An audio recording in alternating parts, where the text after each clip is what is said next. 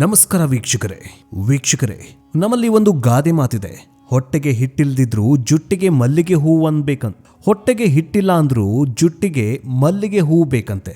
ಇವತ್ತು ನಮ್ಮ ನೆರೆಯ ರಾಷ್ಟ್ರ ಬಾಂಗ್ಲಾದೇಶದ ಪರಿಸ್ಥಿತಿ ಅಕ್ಷರಶಃ ಹೀಗೆ ಹೋಗ್ಬಿಟ್ಟಿದೆ. ಒಂದು ಕಡೆ ಭಾರತದ ವಿರುದ್ಧ ವಿಷ ಕಕ್ತಾ ಇರುವುದು, ಮತ್ತೊಂದು ಕಡೆ ಭಾರತದ ಸರಕುಗಳನ್ನು ಬ್ಯಾನ್ ಮಾಡಿ ಅಂತ ಬೊಬ್ಬೆ ಹೊಡಿತಾ ಇರುವುದು.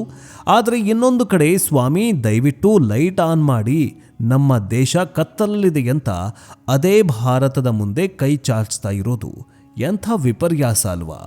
ಇವತ್ತು ಬಾಂಗ್ಲಾದೇಶ ಕೇವಲ ರಾಜಕೀಯವಾಗಿ ಅಸ್ಥಿರವಾಗಿಲ್ಲ, ಇದು ಆರ್ಥಿಕವಾಗಿ ಮತ್ತು ಮಾನಸಿಕವಾಗಿ ದಿವಾಳಿಯಂಚಿಗೆ ಬಂದು ನಿಂತಿದೆ. ಶೇಖ್ ಹಸೀನಾ ಭಾರತಕ್ಕೆ ಬಂದು 1.5 ವರ್ಷ ಕಳೆದಿದೆ. ಆದರೆ ಬಾಂಗ್ಲಾದೇಶದ ಹಣೆಬರಹ ಮಾತ್ರ ಬದಲಾಗಿಲ್ಲ. ಬದಲಿಗೆ ದಿನದಿಂದ ದಿನಕ್ಕೆ ನರಕವಾಗ್ತಾಗಿದೆ. ಅಷ್ಟಕ್ಕೂ ಆ ದೇಶದಲ್ಲಿ ಆಗ್ತಾ ಇರೋದಾದರೂ ಏನು? ಭಾರತವನ್ನೇ ದ್ವೇಷಿಸ್ತಾ ಇರುವವರು ಭಾರತದ ಕರೆಂಟ್, ಭಾರತದ ಅಕ್ಕಿ, ಭಾರತದ ಈರುಳ್ಳಿ ಇಲ್ಲದೆ ಬದುಕುವುದಕ್ಕೆ ಸಾಧ್ಯವಿಲ್ಲ ಎಂಬ ಸ್ಥಿತಿಗೆ ತಲುಪಿದ್ದಾದರೂ ಹೇಗೆ?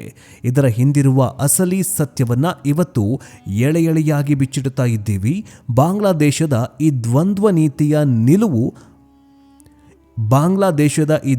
ನೀತಿಯ ಅಸಲಿ ಮುಖವಾಡ ಕಳಚೋಣ. ಆದರೆ ಅದಕ್ಕಿಂತ ಮುಂಚೆ ಬಾಂಗ್ಲಾದೇಶದಲ್ಲಿ ಈಗೇನು ಹೋರಾಟ ಮಾಡ್ತಾ ಇದ್ದಾರಲ್ಲ, ಈ ಹೋರಾಟಗಾರರಿಗೆ ಭಾರತದಿಂದ ಏನು ಸಪ್ಲೈ ಆಗತ್ತನ್ನೋದೇ ಗೊತ್ತಿಲ್ಲ. ಭಾರತ ಇದುವರೆಗೂ ಅಕ್ಕಿ ಕೊಡ್ತಾ ಇದೆ.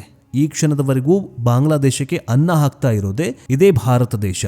ಅಕ್ಕಿ ಮೇಡ್ ಇನ್ ಭಾರತ್, ಈರುಳ್ಳಿ ಮೇಡ್ ಇನ್ ಭಾರತ್, ಔಷಧಿಗಳು ಮೇಡ್ ಇನ್ ಭಾರತ್, ಕುಡಿಯೋ ನೀರು ಮೇಡ್ ಇನ್ ಭಾರತ್, ಉಪಯೋಗಿಸೋ ಕರೆಂಟ್ ಮೇಡ್ ಇನ್ ಭಾರತ್, ಎಲ್ಲವೂ ಕೂಡ ಮೇಡ್ ಇನ್ ಭಾರತ್ ಪ್ರಾಡಕ್ಟನ್ನು ಬಳಸುವಂತಹ ಇದೇ ಬಾಂಗ್ಲಾ ಪಾಪಿಗಳಿಗೆ ಅದರಲ್ಲೂ ಹಿಂದೂಗಳು ಬೇಡವಂತೆ. ಹೊಟ್ಟೆ ಉರಿದೇ ಇರುತ್ತಾ ಹೇಳಿ ಗುರು? ಅದಕ್ಕೆ ನಿಮ್ಗೇನನ್ಸುತ್ತೆ? ಬಾಂಗ್ಲಾದೇಶಕ್ಕೆ ಇವೆಲ್ಲವನ್ನೂ ಕೂಡ ಕಟ್ ಮಾಡಬೇಕಾ? ಕುಡಿಯೋಕೆ ನೀರಿಲ್ದಿರೋ ಹಾಗೆ ಮಾಡಬೇಕಾ? ಕಮೆಂಟ್ ಮೂಲಕ ತಿಳಿಸಿ. ಬನ್ನಿ ವಿಡಿಯೋವನ್ನು ಶುರು ಮಾಡೋಣ. ಮೊದಲಿಗೆ ಬಾಂಗ್ಲಾದೇಶದಲ್ಲಿನ ಗ್ರೌಂಡ್ ರಿಯಾಲಿಟಿ ನೋಡೋಣ. ಬಾಂಗ್ಲಾದೇಶದ ಬೀದಿಗಳಲ್ಲಿ ಇವತ್ತು ಅರಾಜಕತೆ ತಾಂಡವವಾಡ್ತಾ ಇದೆ. ಸರ್ಕಾರ ಬದಲಾಗಿದೆ, ಆದರೆ ಜನಸಾಮಾನ್ಯರ ಬದುಕು ಮಾತ್ರ ಬದಲಾಗಿಲ್ಲ. ಅದರಲ್ಲೂ ಅಲ್ಲಿನ ಹಿಂದೂಗಳು ಮತ್ತು ಅಲ್ಪಸಂಖ್ಯಾತರ ಪರಿಸ್ಥಿತಿ ಕೇಳಿದ್ರೆ ಕಲ್ಲು ಮನಸ್ಸು ಕೂಡ ಕರಗತ್ತೆ. ರಸ್ತೆಗಳಲ್ಲಿ ಭಯದ ವಾತಾವರಣ, ಮಾರುಕಟ್ಟೆಗಳಲ್ಲಿ ಅನಿಶ್ಚಿತತೆ ಮತ್ತು ಅಲ್ಪಸಂಖ್ಯಾತರ ಎದೆಯಲ್ಲಿ ಜೀವಭಯ ಎದ್ದು ಕಾಣಿಸ್ತಾಗಿದೆ. ಇತ್ತೀಚೆಗೆ ಅಲ್ಲಿನ ಹಿಂದೂಗಳ ಮೇಲೆ ನಡೀತಾ ಇರುವ ದಾಳಿಗಳು, ದೇವಸ್ಥಾನಗಳ ಧ್ವಂಸ ಮತ್ತು ಅತ್ಯಾಚಾರದ ಘಟನೆಗಳು ಇಡೀ ಪ್ರಪಂಚವನ್ನೇ ಬೆಚ್ಚಿ ಬೀಳಿಸುವಂತೆ ಮಾಡಿದೆ. ಅದೆಷ್ಟರ ಮಟ್ಟಿಗೆ ಅಂದರೆ, ನಮಗೆ ಈ ದೇಶದಲ್ಲಿ ರಕ್ಷಣೆ ಇಲ್ಲ, ನಮಗಾಗಿಯೇ ಒಂದು ಪ್ರತ್ಯೇಕ ದೇಶ ಕೊಟ್ಟು ಬಿಡಿ ಅಂತ ಕೇಳುವ ಮಟ್ಟಕ್ಕೆ ಅಲ್ಲಿನ ಅಲ್ಪಸಂಖ್ಯಾತರು ಹತಾಶರಾಗಿ ಕೇಳ್ಕೊಳ್ತಾ ಇದ್ದಾರೆ. ಬಾಂಗ್ಲಾದೇಶದ ಪ್ರತಿಯೊಂದು ಮೂಲೆಯಿಂದಲೂ ಆಕ್ರಂದನ ಕೇಳಿ ಬರ್ತಾ ಇದೆ. ಆದರೆ ವಿಪರ್ಯಾಸ ಏನು ಗೊತ್ತಾ ವೀಕ್ಷಕರೇ? ಅಲ್ಲಿನ ತಾತ್ಕಾಲಿಕ ಸರ್ಕಾರಕ್ಕೆ ಇದೆಲ್ಲ ಕಣ್ಣಿಗೆ ಕಾಣಿಸ್ತಾನೆ ಇಲ್ಲ.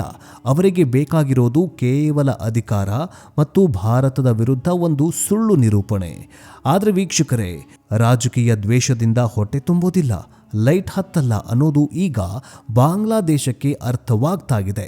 ಬಾಂಗ್ಲಾದೇಶ ಈಗ ಇತಿಹಾಸದಲ್ಲೇ ಕಂಡು ಕೇಳರಿಯದಂತಹ ತೀವ್ರವಾದ ವಿದ್ಯುತ್ ಬಿಕ್ಕಟ್ಟನ್ನು ಎದುರಿಸ್ತಾ ಇದೆ.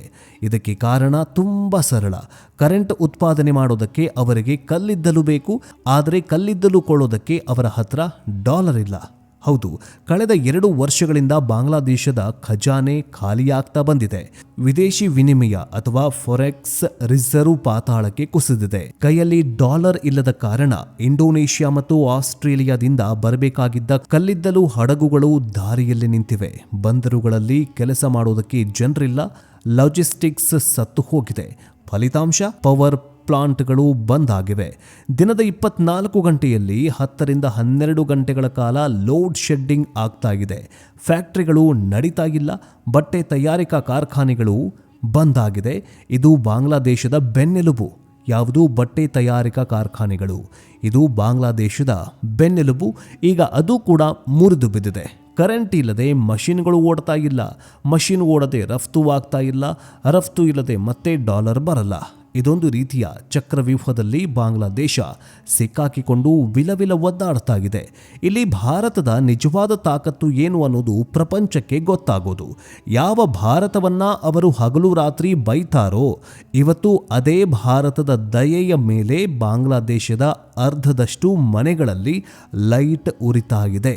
ನಾನಿಲ್ಲಿ ಮಾತನಾಡ್ತಾ ಇರೋದು ಭಾರತದ ಜಾರ್ಖಂಡ್ ರಾಜ್ಯದ ಗೊಡ್ಡಾದಲ್ಲಿರುವಂತಹ ಅದಾನಿ ಪವರ್ ಪ್ಲಾಂಟ್ ಬಗ್ಗೆ.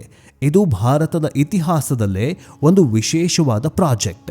ಯಾಕಂದರೆ ಇಲ್ಲಿ ತಯಾರಾಗುವಂತಹ 100% ವಿದ್ಯುತ್ತನ್ನು ಬಾಂಗ್ಲಾದೇಶಕ್ಕೆ ಸರಬರಾಜು ಮಾಡಲಾಗ್ತಾ ಇದೆ. ಸುಮಾರು 1600 ಮೆಗಾವ್ಯಾಟ್ ವಿದ್ಯುತ್ ಇಲ್ಲಿಂದ ನೇರವಾಗಿ ಢಾಕಾಗೆ ಹೋಗ್ತಾ ಇದೆ. ತಮಾಷೆ ನೋಡಿ, ಶೇಖ್ ಹಸೀನಾ ಸರ್ಕಾರ ಬಿದ್ದ ಮೇಲೆ ಅಲ್ಲಿನ ಹೊಸ ಸರ್ಕಾರ ಮತ್ತು ವಿರೋಧ ಪಕ್ಷಗಳು ಇದೇ ಒಪ್ಪಂದವನ್ನ ಭ್ರಷ್ಟಾಚಾರ ಅಂತ ಕರೆದಿದ್ವು. ಅದಾನಿ ಜೊತೆಗಿನ ಒಪ್ಪಂದ ರದ್ದು ಮಾಡಿ ನಮಗೆ ಭಾರತದ ಕರೆಂಟ್ ಬೇಡ ಅಂತ ಬೊಬ್ಬೆ ಹೊಡೆದಿದ್ರು. ಆದರೆ ಈಗ ಪರಿಸ್ಥಿತಿ ಹೆಂಗಾಗಿದೆ ಅಂದರೆ, ಅದೇ ಅದಾನಿ ಪವರ್ ಲೈನ್ ಕಟ್ ಮಾಡಿದ್ರೆ ಇಡೀ ಬಾಂಗ್ಲಾದೇಶ ಕತ್ತಲಲ್ಲಿ ಮುಳುಗತ್ತೆ. ಲೆಕ್ಕಾಚಾರದ ಪ್ರಕಾರ ಬಾಂಗ್ಲಾದೇಶ ಪ್ರತಿ ತಿಂಗಳು ಸುಮಾರು $90-100 ಮಿಲಿಯನ್ ಮೌಲ್ಯದ ವಿದ್ಯುತ್ಗಾಗಿ ಭಾರತವನ್ನೇ ಅವಲಂಬಿಸಿದೆ. ಇಲ್ಲಿ ನಾವು ಅರ್ಥ ಮಾಡಿಕೊಳ್ಬೇಕಾದ ವಿಷಯ ಏನಂದ್ರೆ, ಇದು ಕೇವಲ ವ್ಯಾಪಾರವಲ್ಲ, ಇದು ಭಾರತದ ವ್ಯೂಹಾತ್ಮಕ ಗೆಲುವು, ಅಂದ್ರೆ ಸ್ಟ್ರಾಟಜಿಕಲ್ ವಿಕ್ಟರಿ. ಪಕ್ಕದ ಮನೆಯವನು ನಮ್ಮ ಮೇಲೆ ಕಲ್ಲು ತೂರಾಟ ನಡೆಸಿದಾಗ ಅವನ ಮನೆಯ ಮೇನ್ ಸ್ವಿಚ್ ನಮ್ಮ ಕೈಯಲ್ಲಿದ್ದರೆ ಹೇಗಾಗತ್ತೆ? ಇವತ್ತು ಭಾರತದ ಸ್ಥಿತಿಯೂ ಕೂಡ ಹಾಗೆ ಇದೆ. ಇನ್ನು ಈಗ ವಿಷಯದ ಇನ್ನೊಂದು ಗಂಭೀರವಾದ ಮುಖವನ್ನು ನೋಡೋಣ. ಕರೆಂಟ್ ಇಲ್ಲದಿದ್ದರೆ ಕತ್ತಲಲ್ಲಿ ಬದುಕಬಹುದು, ಆದರೆ ಜೀವ ಭಯ ಇದ್ದರೆ ಬದುಕೋದಾದ್ರೆ ಹೇಗೆ? ಬಾಂಗ್ಲಾದೇಶದ ಹಿಂದೂಗಳು ಇವತ್ತು ಇದೇ ಪ್ರಶ್ನೆಯನ್ನ ಕೇಳ್ತಾ ಇದ್ದಾರೆ. ಅಲ್ಲಿನ ದಂಗೆಕೋರರು ಹಿಂದೂಗಳ ಮನೆಗಳಿಗೆ ನುಗ್ಗಿ ದರೋಡೆ ಮಾಡ್ತಾ ಇದ್ದಾರೆ. ಮಹಿಳೆಯರ ಮೇಲೆ ದೌರ್ಜನ್ಯ ಎಸಗುತ್ತಾ ಇದ್ದಾರೆ. ಶಿಕ್ಷಕರನ್ನ ಬಲವಂತವಾಗಿ ರಾಜೀನಾಮೆ ಕೊಡಿಸ್ತಿದ್ದಾರೆ. ಈ ದೌರ್ಜನ್ಯ ಎಷ್ಟು ಮಿತಿ ಮೀರಿದೆ ಅಂದರೆ, ಅಲ್ಲಿನ ಹಿಂದೂ ಸಮುದಾಯ ಈಗ ನಮಗೆ ಬಾಂಗ್ಲಾದೇಶದಲ್ಲಿ ಜಾಗ ಇಲ್ಲ, ನಮಗೆ ಪ್ರತ್ಯೇಕ ಭೂಮಿ ಬೇಕು, ನಮಗೆ ಪ್ರತ್ಯೇಕ ದೇಶ ಬೇಕು ಅನ್ನೋ ಕೂಗನ್ನ ಎತ್ತಿದ್ದಾರೆ. ಒಂದು ದೇಶದ ನಾಗರಿಕರು ತಮ್ಮದೇ ದೇಶದಲ್ಲಿ ಸುರಕ್ಷಿತವಾಗಿಲ್ಲ ಅಂತ ಪ್ರತ್ಯೇಕ ದೇಶವನ್ನ ಕೇಳ್ತಾಗಿದ್ದಾರಂದ್ರೆ ಆ ದೇಶದ ಆಡಳಿತ ವ್ಯವಸ್ಥೆ ಎಷ್ಟು ಹೀನಾಯ ಸ್ಥಿತಿಯಲ್ಲಿದೆ ಅಂತ ಊಹಿಸಿ. ಇದು ಕೇವಲ ರಾಜಕೀಯ ಅಲ್ಲ, ಇದು ಬದುಕುವ ಹಕ್ಕು. ಆದರೆ ಬಾಂಗ್ಲಾದೇಶದ ತಾತ್ಕಾಲಿಕ ಸರ್ಕಾರಕ್ಕೆ ಇದೆಲ್ಲ ಕಾಣಿಸ್ತಾ ಇಲ್ಲ. ಅವರು ಇಸ್ಲಾಮಿಕ್ ಮೂಲಭೂತವಾದಿಗಳನ್ನ ಓಲೈಸ್ಕೊಳ್ತಾ ಇರೋದ್ರಲ್ಲೇ ಬ್ಯುಸಿಯಾಗಿದ್ದಾರೆ. ಇಂಥ ಸಮಯದಲ್ಲಿ ಭಾರತ ಏನ್ ಮಾಡ್ತಾ ಇದೆ? ಭಾರತ ಸುಮ್ಮನೆ ಕುಳಿತಿಲ್ಲ. ಪ್ರಧಾನಿ ನರೇಂದ್ರ ಮೋದಿ ಮತ್ತು ಭಾರತ ಸರ್ಕಾರ ಈ ವಿಷಯದಲ್ಲಿ ಜಗತ್ತಿಗೆ ಒಂದು ಖಡಕ್ ಸಂದೇಶವನ್ನು ರವಾನಿಸಿದ್ದಾರೆ. ನಮ್ಮ ಪಕ್ಕದ ದೇಶದಲ್ಲಿ ಅಶಾಂತಿ ಇದ್ರೆ ನಮಗೂ ಒಳ್ಳೆಯದಲ್ಲ, ಆದರೆ ಅಲ್ಲಿನ ಅಲ್ಪಸಂಖ್ಯಾತರ ಮೇಲೆ ದೌರ್ಜನ್ಯ ನಡೆದ್ರೆ ನಾವು ಮಾತ್ರ ಸುಮ್ಮನೆ ಕೂರೋದಿಲ್ಲ. 140 ಕೋಟಿ ಭಾರತೀಯರು ಬಾಂಗ್ಲಾದೇಶದ ಹಿಂದೂಗಳ ಪರವಾಗಿದ್ದಾರೆ ಎಂಬುದು ಕೇವಲ ಮಾತಲ್ಲ, ಅದೊಂದು ಎಚ್ಚರಿಕೆ ಅಂತ ಪ್ರಧಾನಿ ಮೋದಿಯವರು ಹೇಳುತ್ತಿದ್ದಾರೆ. ಕೆಲವು ದೇಶಗಳಿಗೆ ಭಾರತದ ಈ ನಿಲುವು ಇಷ್ಟವಾಗ್ತಿಲ್ಲ. ಭಾರತ ದೊಡ್ಡಣ್ಣನ ತರಹ ಆಡ್ತಾ ಇದೆ ಅಂತ ಕೆಲವೊಂದಿಷ್ಟು ದೇಶಗಳು ಟೀಕಿಸ್ತಾ ಇರಬಹುದು. ಆದರೆ ಮಾನವೀಯತೆಯ ದೃಷ್ಟಿಯಿಂದ ನೋಡಿದ್ರೆ ದೌರ್ಜನ್ಯ ನಡೆಯುವಾಗ ಮೌನವಾಗಿರುವುದೇ ದೊಡ್ಡ ಅಪರಾಧ. ಇವತ್ತು ಭಾರತ ಆ ಮೌನವನ್ನು ಮುರಿದಿದೆ. ನೀವು ನಮ್ಮ ಕರೆಂಟ್ ಬಳಸ್ಕೊಂಡು ನಮ್ಮ ಜನರನ್ನೇ ತುಳಿತಿದ್ದೀರಾ ಅನ್ನೋ ಪ್ರಶ್ನೆಯನ್ನ ಭಾರತ ಪರೋಕ್ಷವಾಗಿ ಕೇಳ್ತಾಗಿದೆ. ವೀಕ್ಷಕರೇ, ಕೊನೆಯದಾಗಿ ಹೇಳೋದಾದರೆ ಬಾಂಗ್ಲಾದೇಶ ಈಗ ಒಂದು ಅಳಿವು ಉಳಿವಿನ ದಾರಿಯಲ್ಲಿದೆ.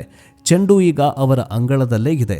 ಅವರು ತಮ್ಮ ಅಹಂಕಾರವನ್ನು ಬಿಟ್ಟು ವಾಸ್ತವವನ್ನು ಒಪ್ಪಿಕೊಂಡು ಭಾರತದೊಂದಿಗೆ ಸ್ನೇಹದಿಂದ ಇದ್ದು ತಮ್ಮ ದೇಶದ ಅಲ್ಪಸಂಖ್ಯಾತರನ್ನು ರಕ್ಷಿಸ್ತಾರಾ, ಅಥವಾ ವಿನಾಶಕಾಲೆ ವಿಪರೀತ ಬುದ್ಧಿ ಎಂಬಂತೆ ಭಾರತದ ದ್ವೇಷ ಕಟ್ಟಿಕೊಂಡು ಕತ್ತಲಲ್ಲಿ ಮುಳುಗುತ್ತಾರಾ ಅನ್ನೋದನ್ನು ಕಾಲವೇ ನಿರ್ಧರಿಸಬೇಕು. ಆದರೆ ಒಂದು ಮಾತ್ರ ಸತ್ಯ, ಭಾರತ ಶಾಂತಿಯನ್ನು ಬಯಸುವ ದೇಶ, ವಸುಧೈವ ಕುಟುಂಬಕಂ ಎಂದು ನಂಬುವ ದೇಶ. ಹಾಗಂತ ನಮ್ಮ ತಂಟೆಗೆ ಬಂದರೆ ಅಥವಾ ನಮ್ಮವರನ್ನು ಮುಟ್ಟಿದ್ರೆ ಸುಮ್ಮನೆ ಇರುವಂತಹ ದೇಶ ಅಲ್ಲ ಅನ್ನೋದು ಈಗ ಪ್ರಪಂಚಕ್ಕೆ, ವಿಶೇಷವಾಗಿ ನಮ್ಮ ನೆರೆಹೊರೆಯವರಿಗೆ ಅರ್ಥವಾಗಿದೆ. ಬಾಂಗ್ಲಾದೇಶದ ಸ್ವಿಚ್ ಭಾರತದ ಕೈಯಲ್ಲಿದೆ. ಅವರು ಲೈಟ್ ಬೇಕಾ ಅಥವಾ ಕತ್ತಲೆ ಬೇಕಾ ಅಂತ ಅವರೇ ನಿರ್ಧರಿಸಬೇಕು. ಈ ವಿಡಿಯೋದಲ್ಲಿ ಮಾಹಿತಿ ನಿಮಗೆ ಇಷ್ಟವಾದರೆ ದಯವಿಟ್ಟು ಲೈಕ್ ಮಾಡಿ.